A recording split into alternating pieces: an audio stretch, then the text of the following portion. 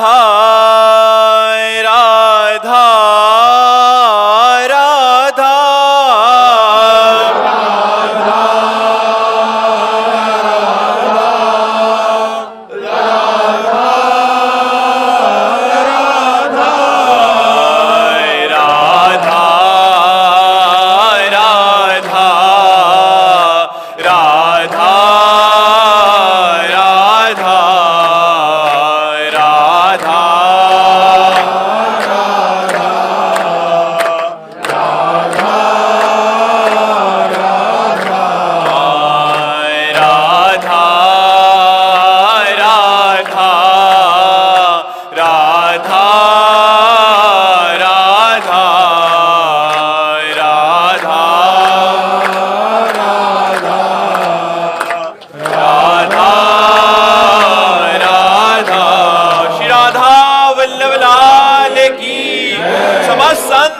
भक्तन की, वृंदावन धाम की, सतगुरुदेव भगवान की। ऋतु तिवारी जी गाजियाबाद से। राधे राधे महाराज। राधे राधे महाराज जी। महाराज जी, मैं और मेरे पति करीब 2 साल से आपको सुनते आ रहे हैं। भक्ति की तरफ रुचि भी बढ़ी है और काफी सुधार भी जीवन में आया। महाराज जी, जैसे कि हम जानते हैं कि हमारे स्वप्न हमारे जीवन में जो कुछ चल रहा होता है या हमारे मन की स्थिति जैसी होती है उसी के आसपास या उसी से जुड़े होते हैं। तो महाराज जी, हमारे मन में ये जानने की इच्छा है कि जब आप शयन करते हैं तो क्या आपको भी स्वप्न आते हैं? आपको क्या? वैसे इतना ज्यादा शयन ही नहीं होता कि स्वप्न के लिए टाइम हो। स्वप्न तो तब आते हैं जब नींद से ज्यादा आप शयन करें। तो यहाँ तो इतनी रगड़ है, मतलब अब फिर वही हम बात रख रहे हैं, अब हमें है कि हमें मरना है तो हम डट के भजन करें। अब जब तक हमारे अंदर बेहोशी नहीं आती तब तक तो भजन चलता रहता है। और जहाँ बेहोशी आयो, जहाँ नींद खुली, तो चाहे 1 बजे हो चाहे 2 बजे हो, उठ के बैठ गए। अब बैठने की ज्यादा सामर्थ्य नहीं तो टहलने लगे, नाम जब भगवान का सुमिरन। ऐसे तो एक तो टाइम है नहीं स्वप्न के लिए। स्वप्न जब आता है जब नींद में मन नहीं जाता, नींद पूरी हो गई है और नींद में मन नहीं जाता, तब वो स्वप्न की रचना करता है। और गाढ़ निद्रा के लिए थोड़ा टाइम दीजिए आप, तो गाढ़ निद्रा में डूब जाएगा। इसके बाद वो स्वप्न तभी फेंकता है जब आप अधिक समय तक लेटे रहें। मान लो आपकी 5 घंटा नींद, आप 6 घंटा लेते हैं, तो आप फिर वो 1 घंटा स्वप्न में काटेगा, इधर उधर का। अगर स्वप्न कभी कोई आए भी तो संतों के स्वप्न देखते हैं, अपने को वैरागी रूप में देख करके, कहीं संतों के बीच में बैठे हैं, कहीं कथा भागवत हो रही और कहीं प्रभु की कुछ मंदिर है, कुछ लीला है, कुछ तीर्थ स्थान है। अब ऐसा तो नहीं आता कि मैं बुआ का स्वप्न आया कि कोई है ही नहीं, अब हमारे कोई है ही नहीं ना। अच्छा, आपको स्वप्न क्या आएगा? क्योंकि हम पहली बार देखा तो स्वप्न क्या आएगा? और देखा वो भी दूसरी दृष्टि से देखा, भगवत दृष्टि से, कि मेरे भगवान। तो ये कोई छवि नहीं आती, ये कोई छवि आती नहीं। अच्छा, कोई अपना है नहीं तो मन जाएगा तो कहाँ जाएगा? स्वप्न लाएगा तो क्या लाएगा? स्वप्न में हमारे क्या लाएगा? न कोई रिश्ता, न कोई नाता, न किसी से संबंध, न कोई मतलब। तो वही भगवान और भगवान के भक्त, यही 2 स्वप्न में आते हैं। महाराज जी, पद यात्रा तो नहीं आती महाराज जी? बहुत सारे लोग जय हो कर रहे हैं ना, ये सब नहीं, इनका प्रवेश नहीं है। हम जैसे ऐसे चलते हैं ना, तो हम देखते हुए भी नहीं देखते। हम ऐसे चलते सबसे देखते हैं लेकिन किसी को नहीं देखते। हम नेत्र, हमारे नेत्र रूपी कैमरे में बिल्कुल एक भी फोटो नहीं हो। महाराज जी, कोई रो रहा है, कोई मतलब ऐसे भाव दिखा रहा है, तो आपके कोई? हम भी तो भाव दिखाते हैं महाराज जी, आप तो पूरे ऐसे हो जाते। हाँ, सबको भगवान का स्वरूप मानकर, सब मेरे भगवान आए हैं, अन्य रूपों में नहीं। ये सब मेरे भगवान बैठे हैं, तो इसीलिए वही आएंगे। अगर हम इन्हें स्त्री पुरुष समझ कर देखें तो स्त्री पुरुष आएंगे, और भगवान समझ कर देखें तो भगवान, मेरे भगवान इस रूप में आए हैं और प्रश्न करके भगवत चर्चा करवा रहे हैं। बस ये हम दृष्टि रखते हैं। गौरव झा जी, बिहार से। राधे राधे महाराज। राधे राधे महाराज जी। महाराज जी, आप कह रहे हैं कि आप बच्चों को पढ़ाते हैं। महाराज जी ये कह रहे हैं कि जो फीस उनकी रखी होती है, हमें पता है कि सामने वाले बच्चे के माँ बाप क्या गलत कार्य भी करके हमें फीस दे सकते हैं। तो महाराज जी, वो जो गलत हमारी जो, मान लीजिए महाराज जी 1000 रुपया फीस रखी है, तो वो 1000 रुपया अगर वो हमें हमारी पढ़ाई के उद्देश्य से दे रहा है, बट वो पीछे से गलत, उससे आपके ऊपर कोई प्रभाव नहीं पड़ेगा। आप कोई दान थोड़ी ले रहे हो, आप तो मेहनत कर रहे हो ना, तो आपकी मेहनत का पैसा आ रहा है, वो बेईमानी से दे रहा है, लेकिन आपकी मेहनत का आ रहा है, इसलिए आप पर उसका कोई प्रभाव नहीं पड़ेगा, कुप्रभाव नहीं पड़ेगा। हमको पता भी है महाराज जी कि वो गलत तरीके से। हाँ, तो भी आप मेहनत कर रहे हो ना बच्चे के प्रति, तो उतना ही ले रहे हो ना। आप कोई घूस थोड़ी ले रहे हो, आप कोई दान थोड़ी ले रहे हो। अगर आप घूस लेते होते कि बेईमानी का पैसा और घूस लेकर के निर्दोष को जो है दंड दिला दिया और दोषी को मुक्त करा दिया, तो आपकी दुर्गति हो जाती। आप मेहनत करके पढ़ा रहे हो, अब उसका पिता क्या करके पैसा देता है वो भोगेगा, आप तो अपनी मेहनत का पैसा ले रहे हो, उसमें कोई परेशान। मान लो कोई लेबर करके वो फावड़ा चलवावे और 500 रुपया दे, तो भले वो बेईमानी करके 500 दिया, उसने तो खून पसीना करके मेहनत कर लिया है ना। तो आप अपने माइंड से बच्चों की सेवा करते हैं, घंटों पढ़ाते हैं, आपको जो 1500 रुपये मिलता है उसमें कोई दोष नहीं है। पवन नंदा जी, राधे राधे महाराज जी। महाराज जी, प्रयासरत, स्वाध्यायरत, मनन चिंतन रत रहने पर भी शरीर हूं ये भ्रम नहीं जाता, ना ही स्वयं स्वरूप का अनुभव होता है, कोरा सीखा हुआ ज्ञान है। महाराज जी, ऐसे में महाराज जी कैसे अनुभव आए? इसीलिए सोई जाने जेहि देहु जनाई और जानत तुम्हें तुम्हें हो जाए। भगवान जिसे आत्मस्वरूप का ज्ञान प्रदान करते हैं उसी को बोध होता है। वेदांत पढ़ लेना, शास्त्रों का प्रवचन कर लेना सरल है, लेकिन आत्मस्वरूप का बोध होना कठिन है। इसीलिए भगवान का भजन करो, सिद्ध होने पर भी सनकादि निरंतर हरिशरणम हरिशरणम हरिशरणम जपते रहते हैं। तो भगवान का नाम जप करो, उससे जो ज्ञान होगा वो अनुभव कराएगा। अनुभव गम्य भजें जय संता, जो अनुभव जिनको हो गया है वो भी भगवान का भजन करते हैं, और जिनको अनुभव करना है उनको भगवान का भजन करना ही पड़ेगा। बिना भगवान के भजन के ब्रह्म बोध नहीं हो सकता। आप वेदांत पढ़ लो, लेकिन बिना भजन के बोध नहीं होगा। भगवान ही बोध कराते हैं। सोई जाने जेहि देहु जनाई, जानत तुम्हें तुम्हें हो जाए। वही जानता है जिसे आप जना देते हो, और जो आपको जान जाता है वो आप में हो जाता है। ब्रह्मविद ब्रह्मैव भवति, जो ब्रह्म को जान लेता है वो ब्रह्म स्वरूप हो जाता है। तो केवल पढ़ने से या सुनने से, नायमात्मा प्रवचने न लभ्या न मेधया न बहुना श्रुतेन, बहुत बुद्धिमान हो, बहुत प्रवचन कर लेता, बहुत प्रवचन सुन लेता, इससे आत्मबोध नहीं होता।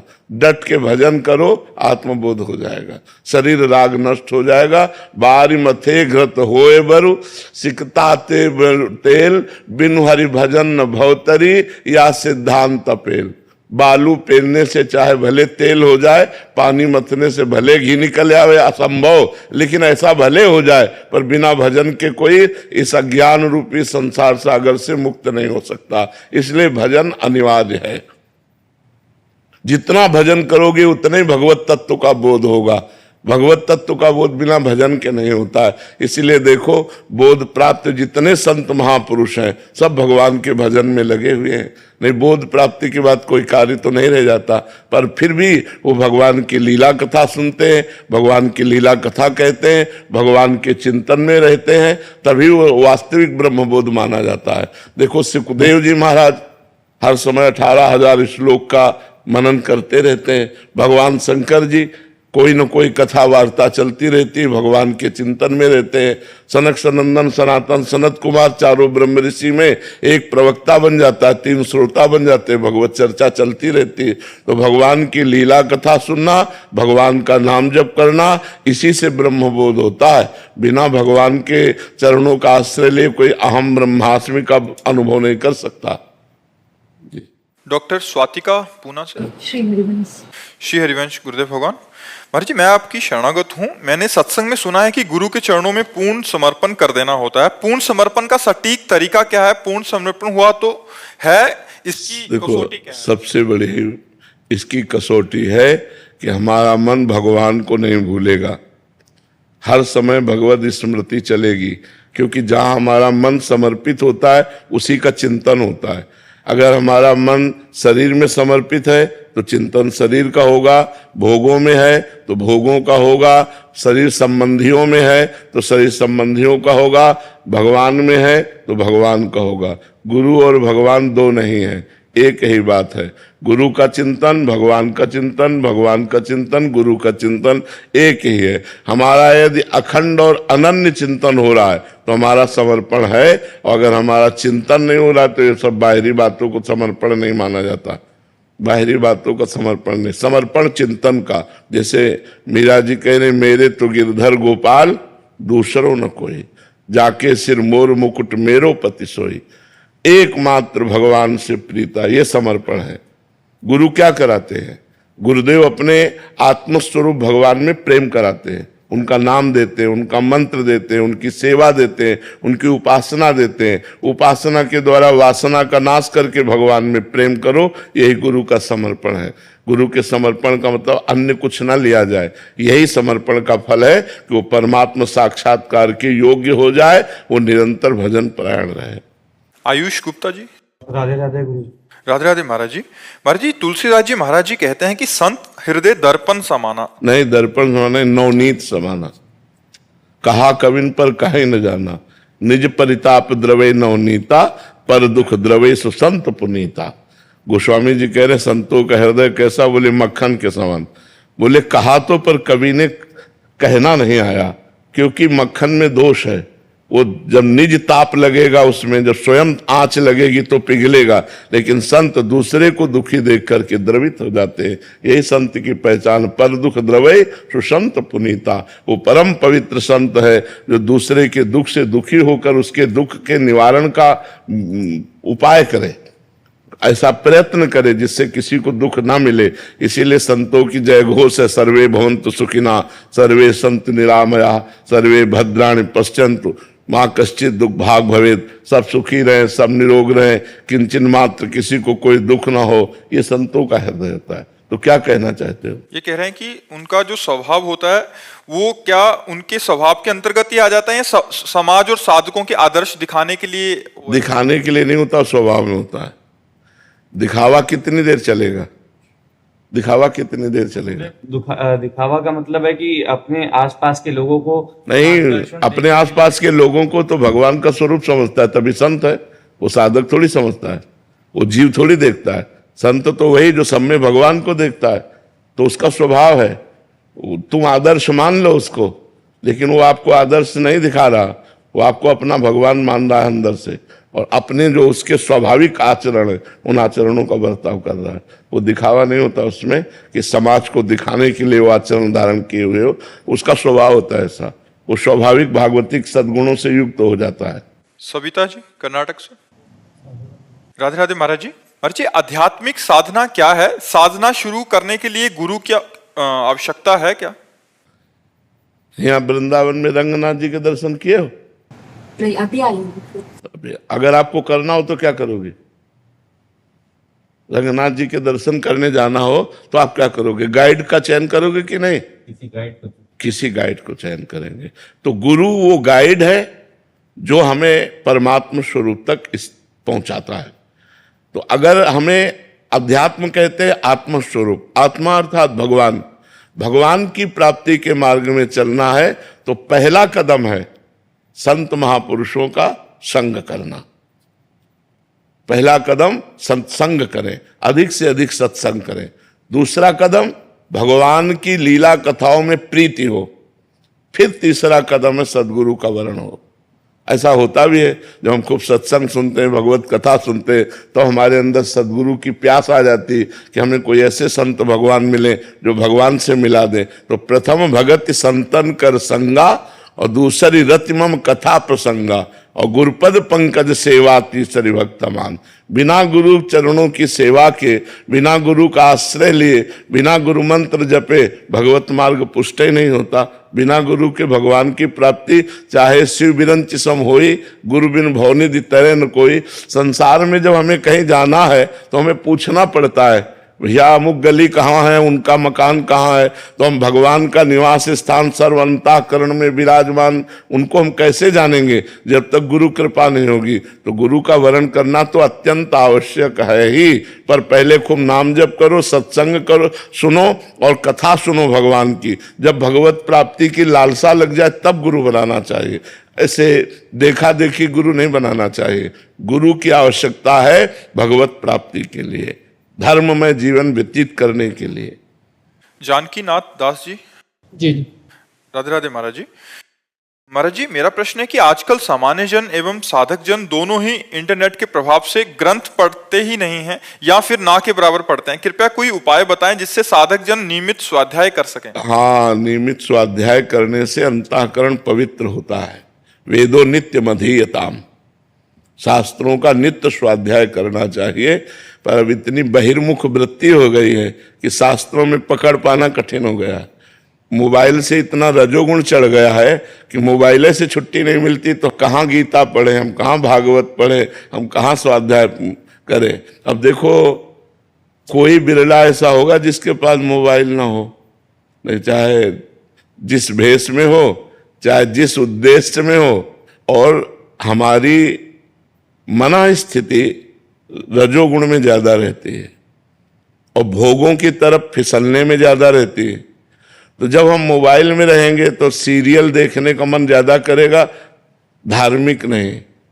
जब हम मोबाइल में रहेंगे तो गंदी बातें भी देख सकते हैं, गेम भी खेल सकते हैं, संसारिक बातें भी देख सकते हैं, जो हमारे भजन में बहुत बाधक है।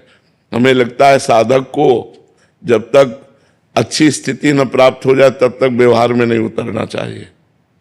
ये मोबाइल, लोगों से मिलना जुलना, बातचीत करना, ये तब तक नहीं करना चाहिए जब तक भगवत प्राप्ति ना हो जाए, नहीं तो बहुत फिसलन है।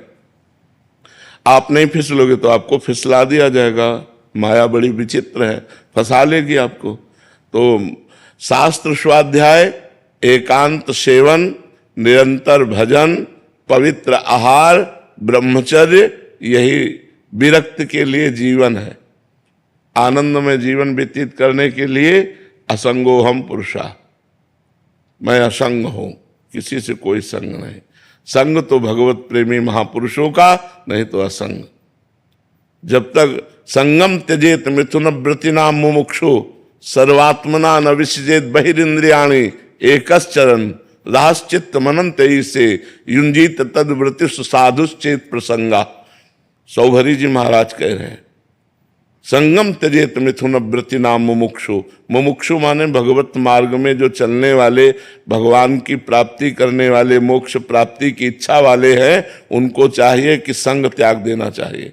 जो जनेन्द्रीय और रसेंद्रीय के भोगों में मगन है, ऐसे पुरुषों का संग त्याग देना चाहिए।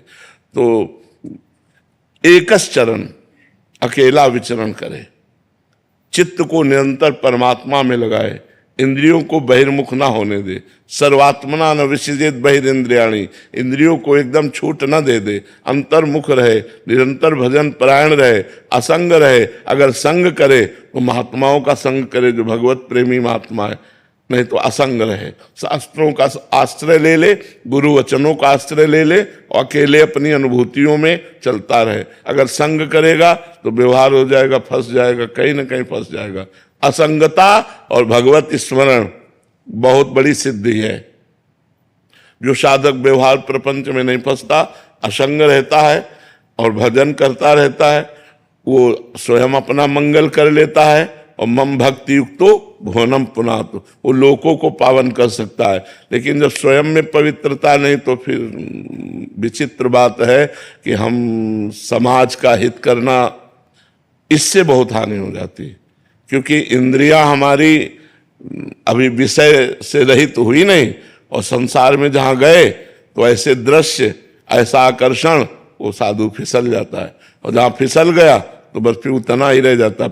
जो भगवत प्राप्त हो चुके हैं, इंद्रिय विजयी हैं, जिनमें मन में किसी तरह का विकार नहीं, वो करे। नहीं तो शास्त्र स्वाध्याय, सत्संग, एकांत सेवन, निरंतर भजन परायण, जब इंद्रिय विजयी हो जाए, मन विजयी हो जाए, तब भजन में चले। नहीं तो 50 वर्ष भजन करने पर भी इंद्रियां नीचे गिरा देती हैं। बहुत विचित्र गति इनकी है, बहुत विचित्र गति। इसलिए खूब भजन परायण रहे जब तक भगवत साक्षात्कार न हो जाए, जब तक निर्विषय न हो जाए हृदय, तब तक किसी से संपर्क न करे जी। आकाश जी भोपाल से। राधे राधे महाराज जी। महाराज जी, जब जन्माष्टमी, रामनवमी या कोई भी त्योहार आता है तो उस समय मेरा मन उस भगवान की तरफ ज्यादा झुकता है और पहले के भगवान के प्रति भाव कम हो जाता है। किसी भी एक भगवान के नाम के प्रति भाव स्थिर हो। प्रारंभिक साधना में यही होता है, प्रारंभिक ऐसा ही होता है। लेकिन जब साधना रंग लाती है तो फिर एक में आ जाती है। जब प्यार होता है तो फिर एक में हो जाता है, प्यार अनेक में नहीं होता। जब तक अनेक में रहता है तब तक साधना रंग नहीं लाती है। जैसे हम भी शुरू किए थे, जब हनुमान चालीसा, शिव चालीसा, राम रक्षा स्तोत्र, वो सब ऐसे शुरू होता है। और फिर आकर के जब भक्ति का रंग आता है तो फिर एक में एक भरोसो, एक बल, एक आस विश्वास, एक राम घनश्याम हित चातक तुलसीदास, चातक की तरह भगवान से प्रेम करने लगता है। ऐसा करना चाहिए, जैसा आप कर रहे हो ऐसा करना चाहिए। यही सब करते करते हम आगे बढ़ते हैं। जब आगे हम पहुंच जाते हैं, देखो क्रम है। अब अगर ककाहरा और मात्रा नहीं याद है तो पीएचडी तक कैसे पहुंचोगे? तो ये पीएचडी है, प्रेम का मतलब पीएचडी एकदम। अब उसमें डूब रहा है, अब वहां तक पहुंचने के लिए जो ये रास्ता है वो तय करना होगा।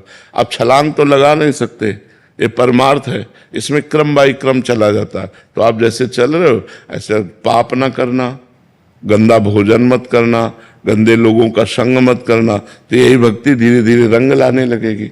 ठीक है ना महाराज जी? आपके आशीर्वाद से राधा नाम पे बहुत विश्वास हुआ है। हाँ। और मैं चाहता हूँ कि बस ये हमेशा ऐसा ही। हाँ, नाम जपो, राधा राधा राधा राधा राधा जपते रहो, राधा।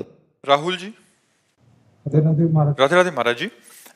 महाराज जी, हम सब आपके मुखारविंद से ऐसे ही अमृतमय वचन सुनते रहते हैं और अध्यात्म की गहराई को जान पाते हैं। महाराज जी, आपकी कृपा से नाम जप में रुचि बढ़ी है। महाराज जी, मेरा प्रश्न है कि बहुत बार आपने और शास्त्रों में कहा है कि तुम मन नहीं हो, तुम शरीर नहीं हो, सब में एक ही परम तत्व विराजमान है। तो मुक्त कौन है महाराज जी? मुक्त कौन होता है और सब में वो एक तत्व को देखने की दृष्टि कैसे प्राप्त? जब साधना की जाता है तो शरीर से तो होता है, मन से होता है, लेकिन आप जो है वो अक्रिय है। अब इसके ज्ञान के लिए जब हम गुरु का वरण करके और खूब भजन करते हैं और पवित्र आहार और संयम से चलते हैं, कोई पाप आचरण नहीं करते, तो ये ज्ञान स्वयं प्रकट होता है। ये समझाने से समझ में नहीं आएगा। अनुभव गम में भजे जे संता। जैसे आप हो तो आप शरीर नहीं हो, पक्का है ना, क्योंकि शरीर के भीतर कोई है जो निकल जाता है, कहा जाता है वो निकल गया, जो था वो निकल गया। वो जो था, जो निकला, वही परमात्मा है और वही आप हो। शरीर को लेकर आप अपने को मनुष्य मान रहे हैं, जो पावर है आपके अंदर, जैसे पंखा, लेकिन पावर क्या है? बिजली, हाइलोजन, पावर क्या है? एसी, पावर क्या है? सब में एक ही है ना। ऐसे स्त्री, पुरुष, मूर्ख, विद्वान, जड़, चैतन्य, ये बाहरी ढांचों के नाम है, लेकिन इनमें बिजली क्या है? परमात्मा, वही आप है। तत्त्वम असि, वेद कहता है। तत् माने जिस परमात्मा को तुम अलग समझ रहे हो, त्वम माने तुम, असि माने है, वो तुम ही हो। अब अपने को हम मनुष्य मान रहे हैं। अब हमें साधना करनी पड़ेगी इनके त्याग की, और जहां इनका त्याग हुआ अंदर से शरीर का राग का, तो आप खुद देखेंगे आप ब्रह्म स्वरूप हो जाएंगे, आप भगवत स्वरूप हो जाएंगे। देखो अपने यहाँ संतों को नहीं कहा जाता अरे यार ये तो साक्षात भगवान है, नहीं कहा जाता। क्यों? क्योंकि वो भगवान में लीन हो गए, भगवान में तन्मय हो गए। तो अपने लोग भी कहने लगते हैं वो तो भगवान है, वो तो भगवान है। हम मानते हैं कि हमारे यहाँ गुरु भगवान है, हमारे यहाँ संत भगवान है, क्योंकि वो भगवान में तन्मय हो गए। तो आपका स्वरूप भी भगवत स्वरूप है। ये मन आप नहीं, आप बुद्धि नहीं, आप चित्त नहीं है, आप प्राण नहीं है, आप शरीर नहीं है, आप स्वभाव नहीं है, आप सबसे अलग हैं। बस यही जानने के लिए तो संत महात्मा पूरा जीवन लगा देते हैं कि हमारा स्वरूप क्या है। तो वो भजन से आएगा। खूब नाम जप करो, नाम जप करो, इसी से समझ में आ जाएगा। नयन कुमार चौबे जी। महाराज जी, आपकी कृपा से 6 महीने पूर्व मुझे शरणागति मिली। गुरुदेव भगवान, मेरे मन में हमेशा संशय बना रहता है कि गुरु मंत्र जो कि सर्वोपरि के बावजूद गायत्री का जप करना उचित है या नहीं, और डर लगा रहता है कि गुरु के प्रति कोई अपराध या शरणागति नहीं। अब जब शरणागत हो गए हो तो गुरु मंत्र ही जपना चाहिए, किसका प्रश्न है। हाँ, अब गुरु मंत्र ही जपना चाहिए, अब अन्य नहीं। जब हम जिस मार्ग में आ गए तो उसी मार्ग को पकड़े। गुरु मंत्र जपो, चतुरासी जी का पाठ करो, राधा वल्लभ श्री हरिवंश नाम जप करो। इतने में समय ही नहीं रहना चाहिए। हर समय राधा वल्लभ श्री हरिवंश, राधा वल्लभ श्री हरिवंश। और जब पवित्र है तो गुरु मंत्र जप रहे हैं, और जो फिर चतुरासी जी पढ़ रहे हैं, फिर नाम जप कर रहे हैं, फिर मंत्र जप कर रहे हैं, फिर इसी को जीवन बना लो तो एक मार्ग पुष्ट हो जाएगा। अब अलग अलग हमारे उपासना नहीं, अब सब आकर एक जगह मिल गए। जैसे पीपल के वृक्ष में की जड़ में पानी चढ़ा दो तो डाल पत्तों में सब जगह पहुंच जाता है। अब सबके मूल भगवान है, यदि भगवान का हम भजन कर रहे हैं तो सबका आराधन हो जाता है। मतलब अभी तो आप प्रारंभ किए हैं, अपने लोग तो ब्राह्मण के घर जन्म हुआ था तो गायत्री अनुष्ठान किए हैं, यज्ञोपवीत धारण करके, ब्रह्मचर्य व्रत लेकर के, 108 कुशा पकड़ करके पूरा सब, वो सब करते करते करते करते जब यहाँ आए तो अब सब छोड़ करके केवल श्री जी, केवल लालजू श्री जी, उन्हीं चरणों में। तो बड़े भाग्य से उपासना मिलती है। अब उपासना में आ गए हो तो अब आ जाना चाहिए, अब इसी में जपना चाहिए, इसी में रहना चाहिए। संध्या काल में बैठे तो बस गुरु मंत्र का जप करें। आप गायत्री जी का विश्राम कर दो और गुरु मंत्र का जप करो। अभिजीत जी। श्री हरिवंश महाराज जी। महाराज जी, सही और गलत की पूरी जानकारी होने के बाद भी मन केवल गलत मार्ग पर ही जाता है महाराज जी। ऐसा है, ऐसा है, यही तो बड़ा विचित्र खेल है। बोले हमें जानकारी नहीं थी, गलती हो गई, तब तो बात समझ में आती। कामेश क्रोधेश रजोगुण समुद्भवा, ये काम ऐसा है, ये क्रोध ऐसा है, ये लोभ मोह मद मत्सर ऐसे हैं, चाहे जितना ज्ञान व्यान हो सब एक बगल में कर देते हैं, अपनी मनमानी करवा देते हैं। अगर बच सकता है तो भगवान बचाते हैं, भगवान का नाम बचाता है। इसीलिए हम सबसे कहते हैं नाम जप करो, नाम जप करो, राधा राधा राधा राधा राधा। नहीं तो जानकारी है लेकिन उसका प्रयोग नहीं है। प्रयोग के लिए बल चाहिए, वो अध्यात्म बल से, क्योंकि जानकारी का हम प्रयोग नहीं कर पा रहे। सबको जानकारी, बहुत जानकारी है, कोई ऐसा नहीं जिसको जानकारी ना हो। देखो, सबसे बड़ा ज्ञान संसार में सबको मरना है, ये जानकारी किसको नहीं। संसार में कुछ भी लेके नहीं जाना है, ये जानकारी किसको नहीं। अच्छे कर्म करोगे अच्छा फल मिलेगा, बुरे कर्म करोगे बुरा फल, ये किसको जानकारी ले। हमें लगता है सबको जानकारी है, छोटी छोटी बातें तो सबको। और इतनी जानकारी अगर प्रयोग में आ जाए दिमाग में तो महात्मा बन जाए वो। यार यहां से कुछ जाना नहीं तो झगड़ा क्यों करना, चोरी क्यों करना, घूस क्यों लेना, किसी की हिंसा क्यों करना, पाप कर्म क्यों करना। नहीं करूंगा भाई, कुछ लेके थोड़ी जाना है। हम धर्म से चलेंगे, ईमानदारी से चलेंगे, दूसरों को सुख देंगे। लेकिन भैया ये जानकारी दूसरों को उपदेश देने के लिए है। अपने लिए जानकारी जो है वो प्रयोग में तभी आएगी जब भजन करोगे। भजन के बिना जानकारी का सही प्रयोग नहीं हो पाता। भजन करो।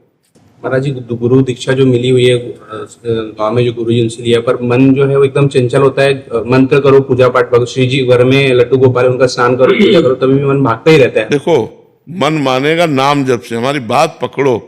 अगर हम हर समय राधा राधा राधा राधा राधा राधा राधा, वो कुछ कह रहा है, हमको एक नहीं सुननी उसकी, राधा राधा राधा राधा, तो कंट्रोल में भले कर पाओ। नहीं तो तूफान को रोक लेना सहज है, मन को रोक लेना सहज नहीं है।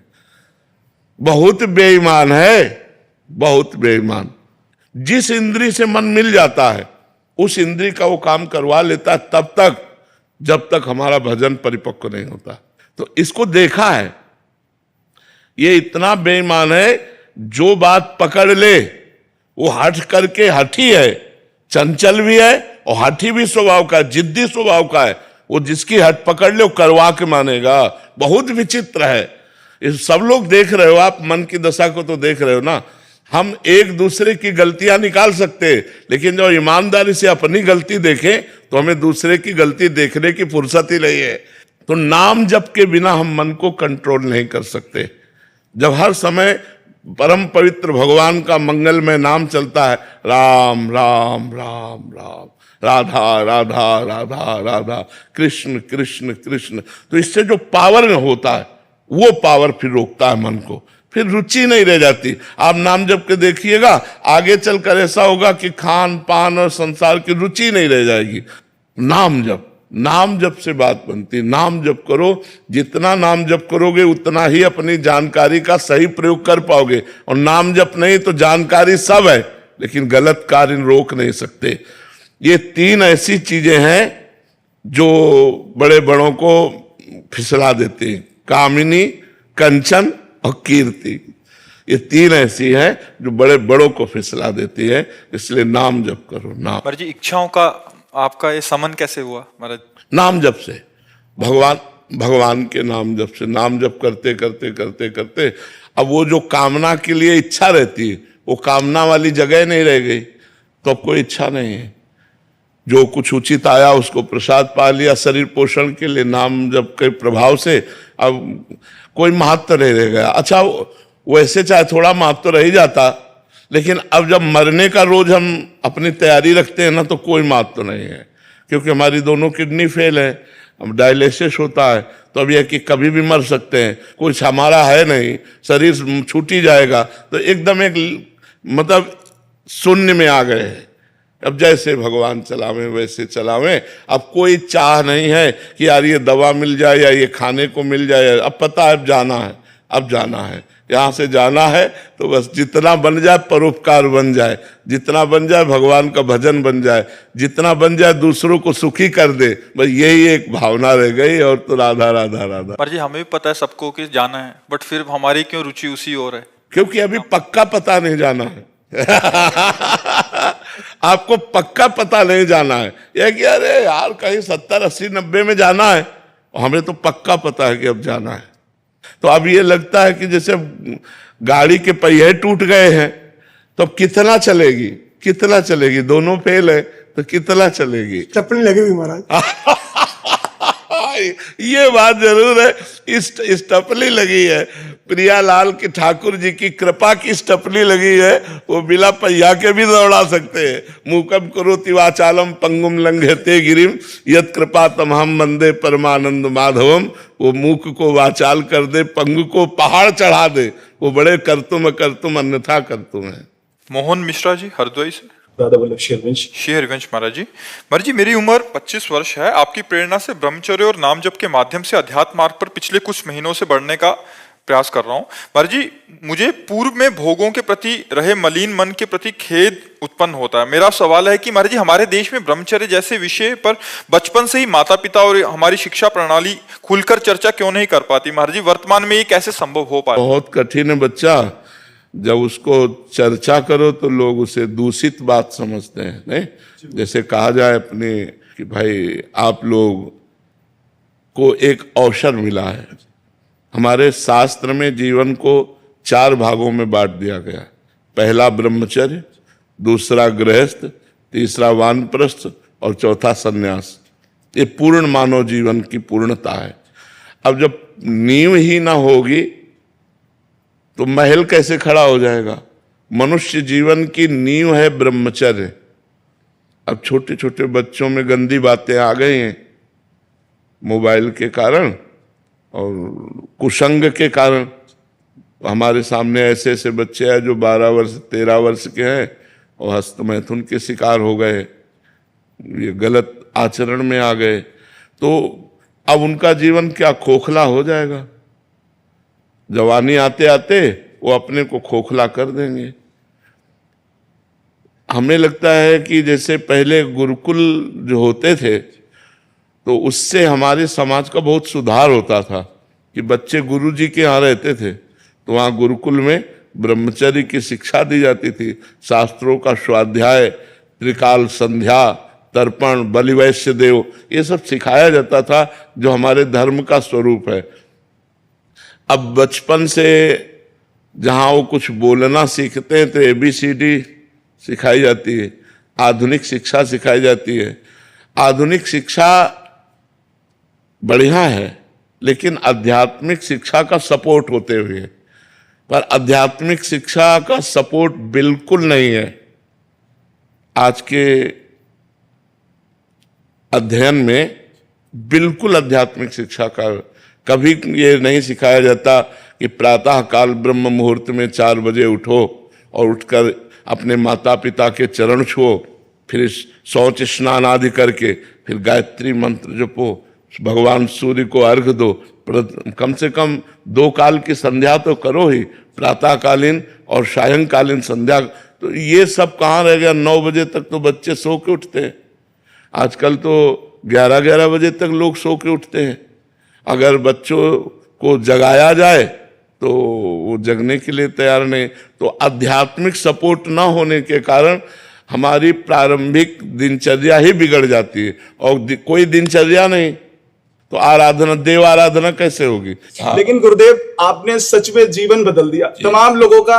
आप आज हम देख रहे हैं हमारे क्षेत्र में काफी लोग ऐसे मीडिया में हैं, लेकिन वो अपना चिंतन बदल रहे हैं, अपना जीवन बदल रहे हैं। ये आपकी कृपा से है। आपने लाखों करोड़ों युवाओं का जीवन बनाया है गुरुदेव। ये कृपा बनाए रखना, और हम सच में, ये मेरे जीवन में हुआ है गुरुदेव। महाराज जी, अभी चर्चा चल रही थी इसलिए आपको बता रहे हैं। महाराज जी, पीछे 1 साल से इस पे काम कर रहे थे, एक ब्रह्मचर्य कब, क्यों और कैसे, आपकी मतलब प्रवचनों से, और आपने जो आज तक महाराज इसकी विशेष सूची में आपको 4 खंड में महाराज इसको किया है। जैसे ये कह रहे हैं कि स्कूल में विद्यार्थी आदि या किन्हीं को, तो ब्रह्मचर्य क्या है, उसको वीर्य उत्पन्न कैसे होता है, या उसके रक्षण के लिए क्या क्या हमें ध्यान रखना चाहिए, हमारी दिनचर्या क्या होनी चाहिए, हमारा खान पान क्या होना चाहिए, या अगर विद्यार्थी हैं तो ब्रह्मचर्य कैसे, अगर हम सन्यासी हैं तो फिर ब्रह्मचर्य का क्या महत्व है? बहुत सुंदर लिखा हुआ है महाराज जी। पूरा संकलन पिछले 1 साल से इस पे हम काम कर रहे थे। बहुत सुंदर, बहुत। तो अभी ये लगभग हो गया 15-20 दिन में महाराज जी, ये सबके लिए, जनसाधारण के लिए वो हो जाएगा।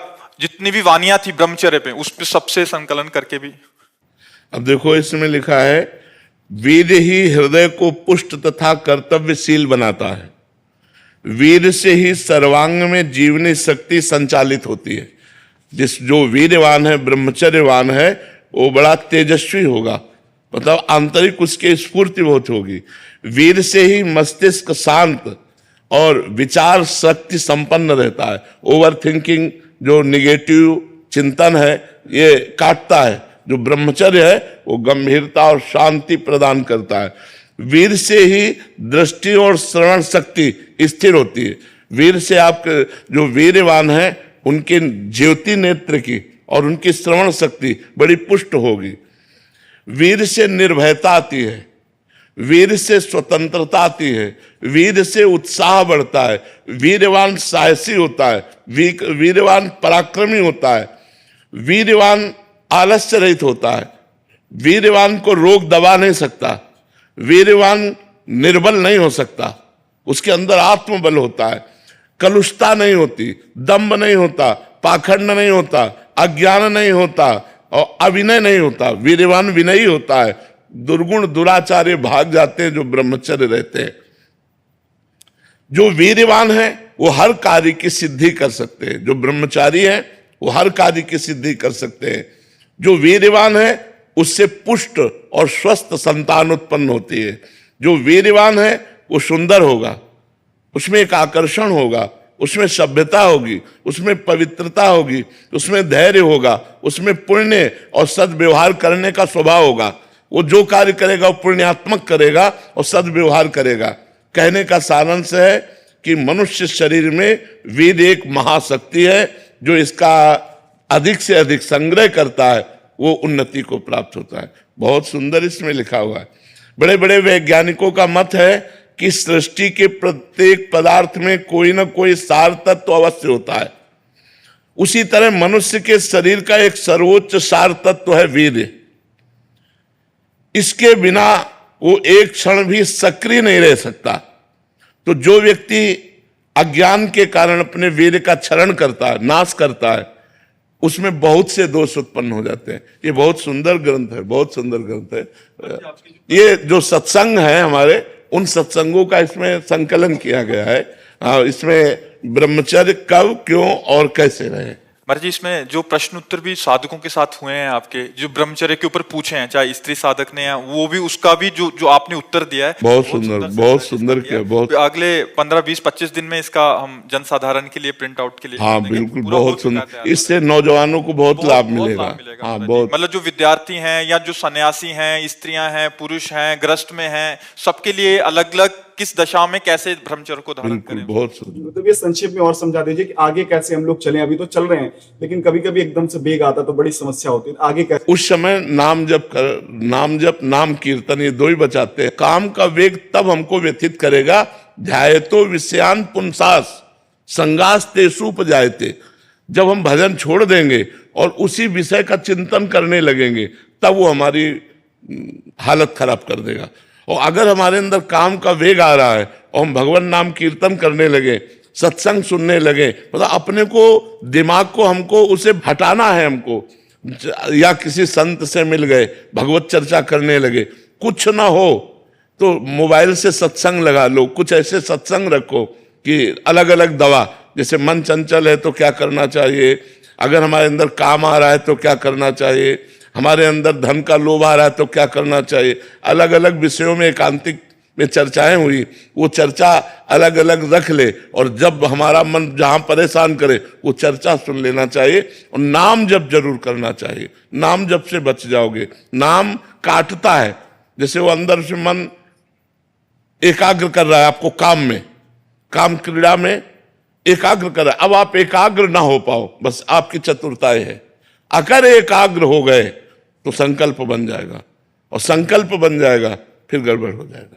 संकल्प ना बनने पाए, वो बार बार पेश करेगा, पीछे के संयोग पेश करेगा। जो पीछे गलती हो गई वो सुख आपके सामने लाएगा और आपको आकर्षित करेगा। आपको हटाना है, राधा राधा राधा राधा राधा, और एक बार हटा लिया आप और कोई क्रिया नहीं हो पाई, तो अगली बार वो 80% में आएगा, 100% में नहीं आएगा। और अगर दूसरी बार हटा दिया तो कम होता चला जाएगा। कम होते होते फिर स्फुरण होता है और खत्म हो जाता है, फिर धीरे धीरे स्फुरण भी खत्म हो जाता है। पर ये बहुत लंबा प्रोसेस है, ये नहीं कि 2-4 साल में खत्म हो जाएगा, लंबा प्रोसेस है।